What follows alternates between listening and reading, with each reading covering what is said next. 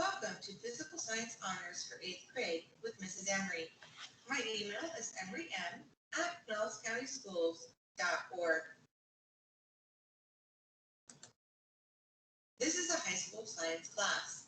Students will receive high school science credit. Students need to be mindful of their grade because the grade they earn in this class will follow them to high school. This is our Physical Science Honors Year at a Glance, and as you can see, we'll be moving through our curriculum pretty quickly as this is an honors class. Notebooks. I'm still requiring notebooks for the students, and most all of our work will be done in the science notebook.